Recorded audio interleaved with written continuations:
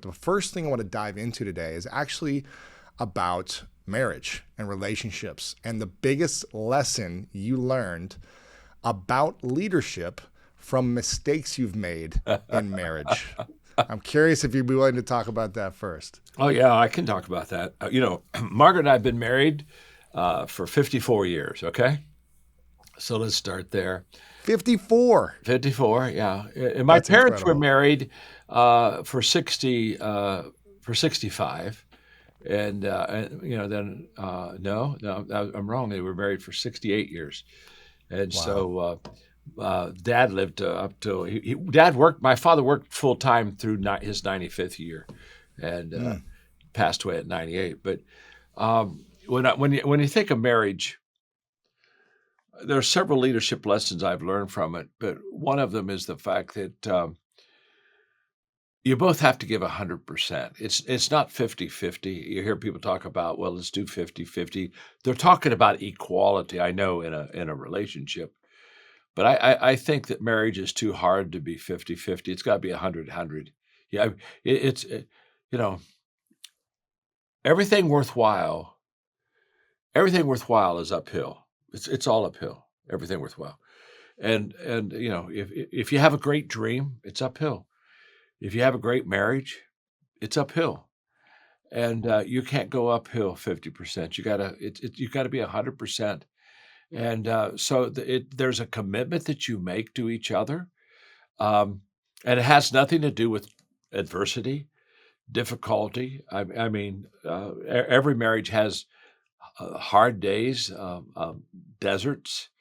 But people that get divorced don't get divorced because they had greater problems than people that didn't get divorced.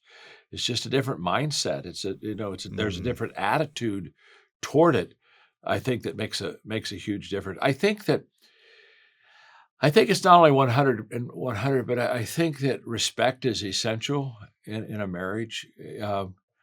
I learned a long time ago that when you lose respect for somebody, you lose energy and effort in the cause. And so I think it's all about giving the other person space to develop their own giftedness.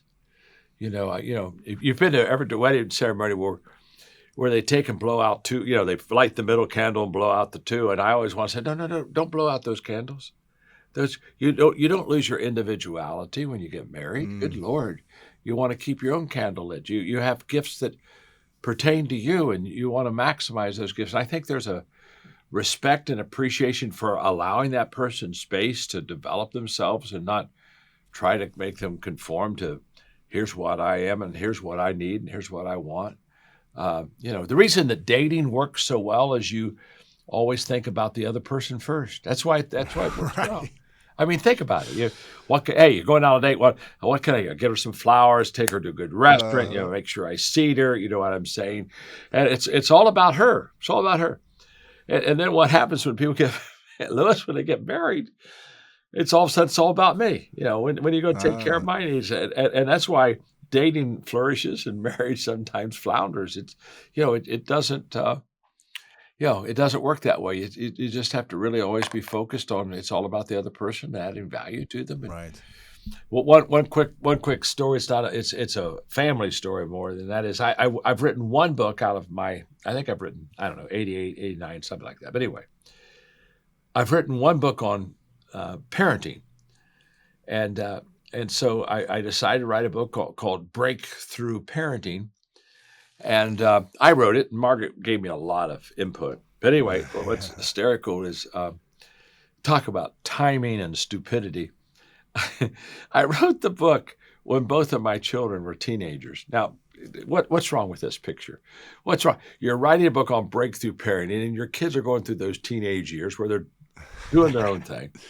And I'd call the publisher up, and I'd say, wow, this is not working. I wanted to get out of doing the book. I'd already signed the contract, and I said, "Can I change the title to like Break Down Parenting, or hey, how about Break Up Parenting? Can we do because we may get divorced through this whole process.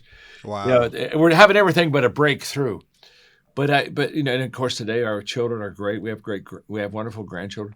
but there's a price. It's an effort. It's an energy. It isn't Mhm. going to come to you. It isn't going to always be good and work out for you. You have to just be committed to each other and for the long haul and climb the hill. You don't Yeah. coast to greatness. No one ever drifted to a desired location. You know what I'm saying? So Mm. you don't coast to that. You have to climb to it. And what about 50 plus years in marriage? Are you still climbing the mountain of that? Are you able to not have things more automated and systematic, but is it a constant daily focus and attention? I don't like to call it, hard work, but more intention, attention, and focus Yeah. on the relationship. Oh, well, you still have to pay close attention to the relationship, but I at this stage we know each other very well.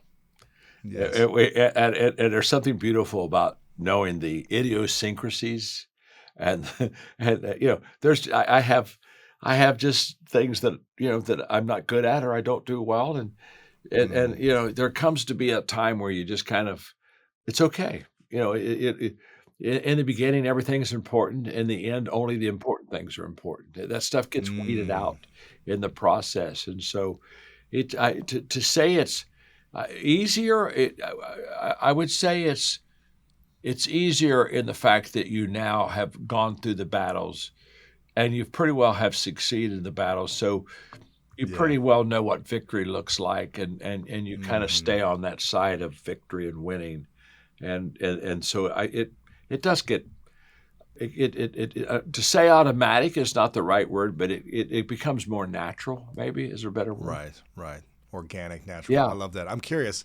You're the world's greatest leadership trainer, expert, coach, authority. And I'm curious, what has your wife taught you about leadership that you didn't know about beforehand? Well, she taught me that no matter if you're the world's greatest leadership expert, that doesn't mean your wife wants to follow all the time.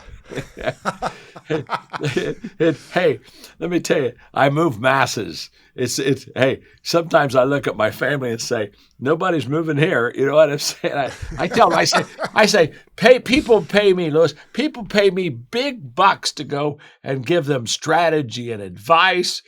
And I start doing that with my own kids or my family, and they kind of look at me and say, "Really? I mean, do we have to listen to this?" And so there's a there's a level setting in a relationship that should be really, my definition of success. This will work. When I was in my middle 30s, everything was going pretty good for me. The book started really selling. I was pretty much in demand as a speaker. Anyway, and then I saw a lot of people who are successful not doing well, kind of going off the rails, and you'd say, "Good luck, what happened to them?" So I spent some time in my middle 30s, and I said, I have to get my own personal definition of success. I can't put somebody else's coat on. I got to have my own. And so I came to the conclusion, Lewis, that for me, that success can be defined in the fact that those who know me the best love and respect me the most. And that really works. It just works. Yeah, that's Yeah, beautiful. in fact, think about it. If people who don't know you well like you better than people who know you well, that's a major statement about something about's gone wrong with the character of a person. Mm.